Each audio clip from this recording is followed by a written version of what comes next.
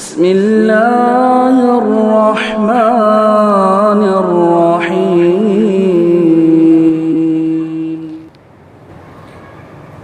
السلام علیکم ورحمۃ اللہ وبرکاتہ. الحمد للہ رب العالمین والصلاة والسلام علی خیر خلقہ محمد وآلہ واصحابہ اجمعین ومن تبعہم بإحسان الی یوم الدین. اما بعد.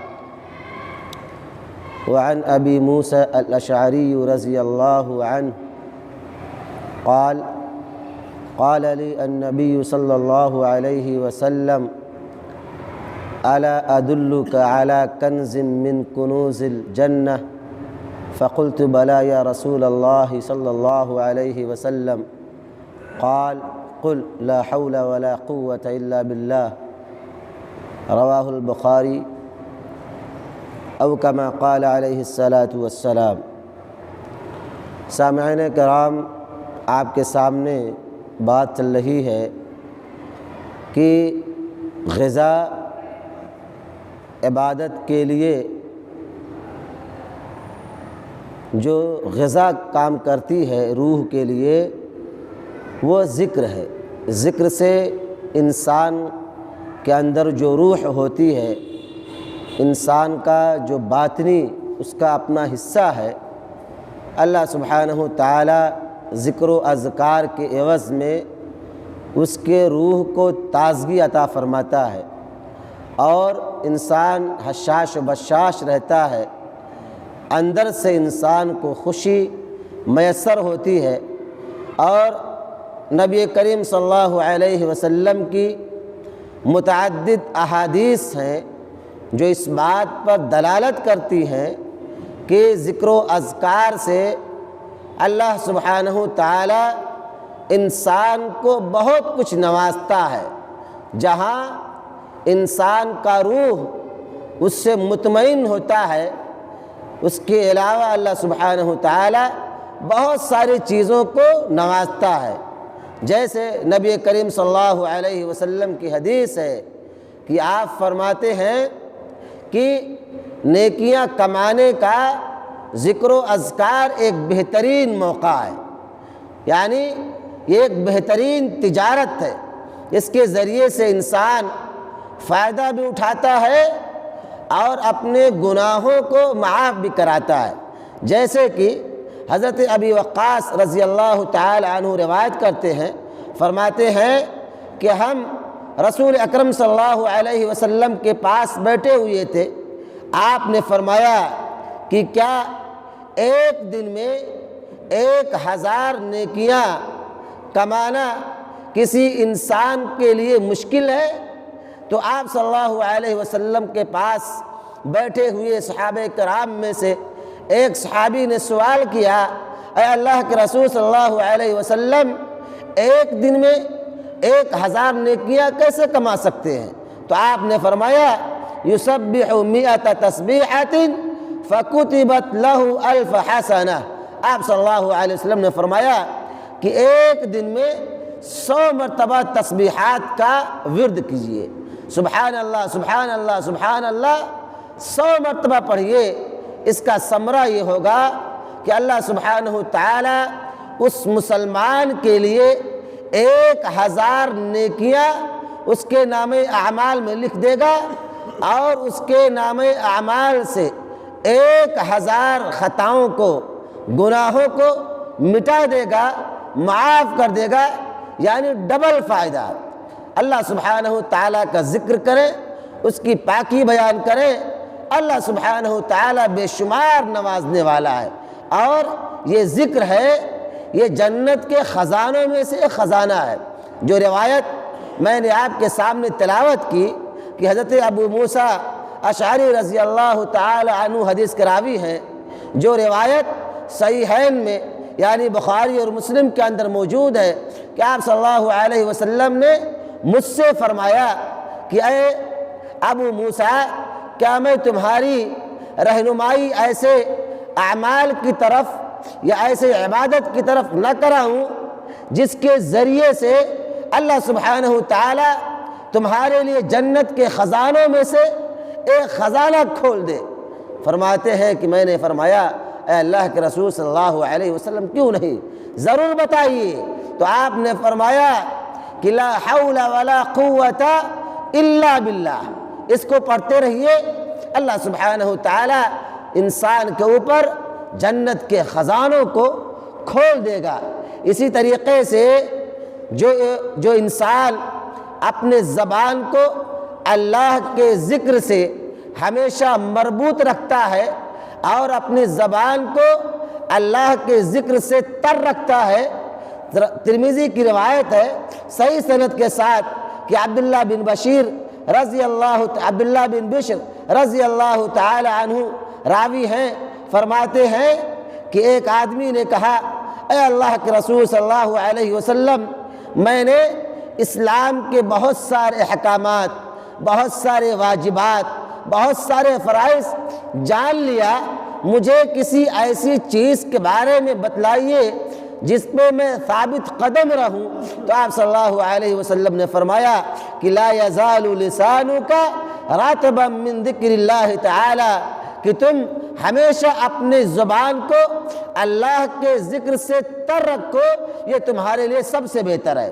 اسی طریقے سے اگر کوئی اللہ سبحانہ تعالیٰ کو یاد کرتا ہے تو اللہ سبحانہ تعالیٰ کی معیت، اللہ سبحانہ تعالیٰ کا ساتھ ملتا ہے، اور اس کے ذریعے سے انسان صدقہ کرتا ہے، جیسے کہ وہ روایت جو مسلم شریف کے اندر موجود ہے کہ آپ صلی اللہ علیہ وسلم نے فرمایا کہ انسان کے ہر عضو کے بدلے صدقہ ہے، انسان کے ہر عضو کے بدلے صدقہ ہے، یہاں تک کہ آپ صلی اللہ علیہ وسلم نے فرمایا کہ فَكُلُّ تَسْبِيحَةٍ صدقہ، ہر تسبیح صدقہ ہے، وَكُلُّ تحمیدۃ صدقہ، ہر حمد و ثنا بیان کرنا صدقہ ہے، اسی طریقے سے اللہ اکبر کہنا صدقہ ہے، اسی طریقے سے تکبیرات کا اہتمام کرنا صدقہ ہے، امر بالمعروف کا اہتمام کرنا صدقہ ہے، اور نہی عن المنکر، منکر کاموں سے روکنا بھی صدقہ ہے۔ اور آپ صلی اللہ علیہ وسلم فرماتے ہیں کہ اگر کوئی شخص یہ سب نہیں کر سکتا ہے تو صرف چاشت کی 2 رکعت نماز پڑھ لے، یہ سب کے لیے کافی ہو جائے گا۔ یعنی اللہ کے ذکر کا فائدہ یہ ہے۔ اور میرے بھائیوں، اللہ کو یاد کرنا، اللہ سے جڑنا، یہ مومنین کی صفات میں سے ہے۔ جو اللہ کو یاد نہیں کرتا وہ صحیح معنوں میں مومن نہیں ہے۔ اللہ سبحانہ تعالیٰ نے، آپ سورہ نور اٹھائیے، پڑھیے، اللہ سبحانہ تعالیٰ فرماتا ہے فی بیوت اذن اللہ ان ترفع ویذکر فیہا اسمہ یسبح لہ فیہا بالغدو والآصال رجال لا تلہیہم تجارۃ ولا بیع عن ذکر اللہ واقام الصلاۃ وایتاء الزکاۃ یخافون یوما تتقلب فیہ القلوب والابصار لیجزیہم اللہ احسن ما عملوا ویزیدہم من فضلہ واللہ یرزق من یشاء بغیر حساب۔ اللہ سبحانہ تعالیٰ ان آیات کے اندر فرماتا ہے کہ مومن بندے صبح و شام اپنے گھروں میں اللہ کے ذکر کو ہمیشہ پڑھتے رہتے ہیں، اللہ کے ذکر کا اہتمام کرتے ہیں، یہاں تک کہ کاروبار، کھیل کود، لہو لعب، یہ تمام چیزیں انسان کو اللہ کے ذکر سے غافل نہیں کرتی ہے۔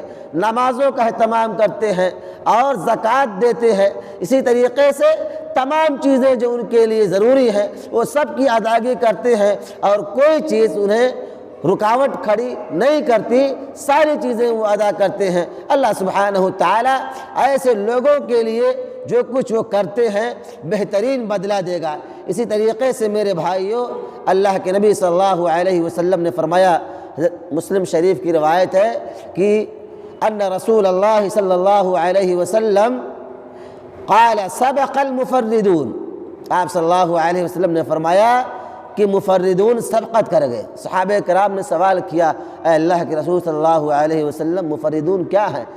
آپ نے فرمایا الذاکرون اللہ کثیرا والذاکرات، وہ مرد اور وہ عورت جو اللہ کو کثرت سے یاد کرتے ہیں، یہ مفردون ہیں، سب سے الگ تھلگ ہیں۔ یعنی اللہ سبحانہ تعالیٰ کو کثرت سے یاد کرنے والے نبی کریم صلی اللہ علیہ وسلم کی زبانی ان کے لیے یہ ضمانت ہے کہ وہ تمام لوگوں سے آگے ہیں۔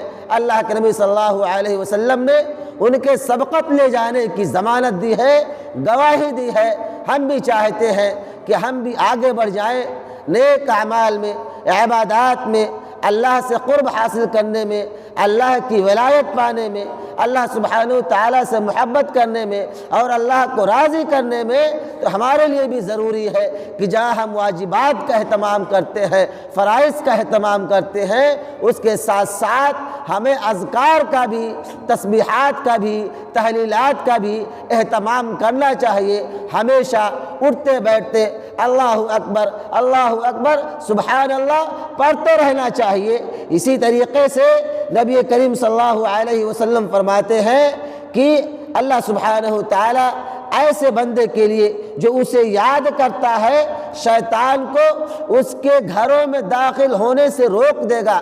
آج ہمارے یہاں یہ عجیب کیفیت ہے اور یہ عجیب بڈمبنا ہے کہ آج ہماری سوسائٹی میں جو ہمارے گھر ہیں شیطان کے شر سے محفوظ نہیں ہیں، چاہے وہ شر ظاہری طور پر ہو، چاہے وہ شر باطنی طور پر ہو، چاہے جنوں شیاطین کا ہماری ماؤں اور بہنوں کو پریشان کرنا، یا جو انسانی شکل میں شیطان گھوم رہے ہیں ان کے ذریعے سے انسانوں پر غلط طریقے سے جادو کرنا، یا ان کے اوپر کوئی اور چیز شفلی علم کرنا، یا اور کوئی کام کروا دینا، یا اس کی ترقی سے جلنے کے اوپر کسی بدکار سے یا کسی بدتمیز سے یا کسی ایسے انسان سے جو کتاب و سنت کا مذاق اڑاتا ہے اور شیاطین کو اپنا ہمنوا بنائے ہوا ہے، اس کے ذریعے سے اپنے پڑوسیوں کو، اپنے بھائیوں کو لوگ پریشان کراتے ہیں۔